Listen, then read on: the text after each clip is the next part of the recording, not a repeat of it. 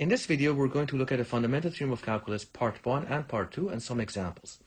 Assume f of t is continuous on the closed interval ab.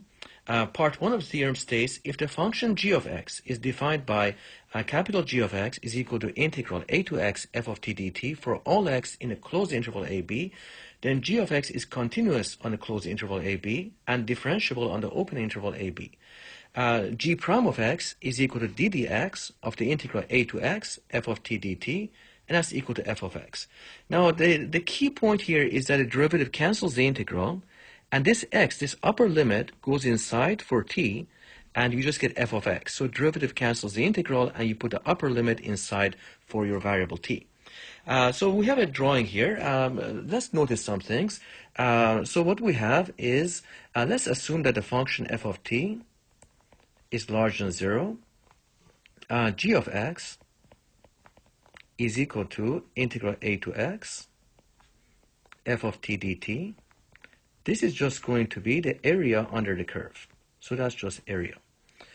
G of a is the integral from a to a f of t dt. And we know this area will just be 0 because it's just a line, it's just a vertical line and has no area or area of 0.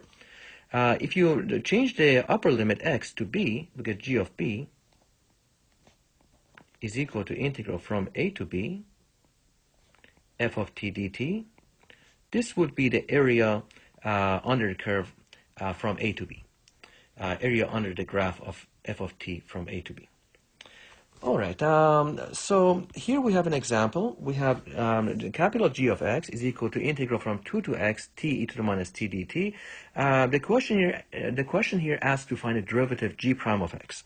So let's apply the theorem. G prime of x, that's equal to d dx integral from 2 to x t e to the minus t dt. So now we know from the previous theorem that the upper limit x gets substituted in for t, and the derivative cancels the integral. So we're going to get x e to the minus x. That is the answer. All right, so now let's look at part 2 of the fundamental theorem of calculus. So what we have here is if f of x is continuous on the closed interval ab, and capital F of x is any antiderivative of f of x, then the integral a to b f of x dx is equal to capital F of x. Capital F of x is the antiderivative of small f of x, and that's equal to f of b minus f of a. Notice that this f of x here is the integrand. That's f of x. This capital F of x is the antiderivative of small f of x. And this line here means evaluated at, so we get antiderivative f evaluated at b minus antiderivative f evaluated at a.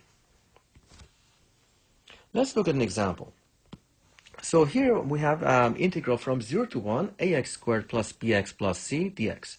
You will notice that the function ax squared plus bx plus c is actually a polynomial function, and polynomial functions are continuous everywhere. So it's continuous on the entire real number and entire real numbers from minus infinity to infinity, and definitely it will be continuous on the closed interval 0 to 1.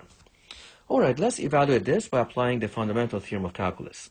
So integral from 0 to 1 ax squared plus bx plus c integrated with respect to x, that's equal to ax cubed over 3. So we reverse the power rule. Integral of x squared is x cubed over 3 plus integral of bx, that's going to be bx squared over 2. Reversing the power rule, antiderivative of x is x squared over 2 plus integral of c is going to be cx. Evaluated at from 0 to 1. Let's plug in 1. We get a over 3 times 1 cubed plus b over 2 times 1 squared plus c times 1 minus, now plug in 0, that's a over 3 times 0 cubed plus b over 2 times 0 squared plus c times 0. If we simplify this, we simply get a over 3 plus b over 2 plus c. All right, let's illustrate this with a diagram. So we know that what we have is a quadratic polynomial. Y is equal to ax squared plus bx plus c.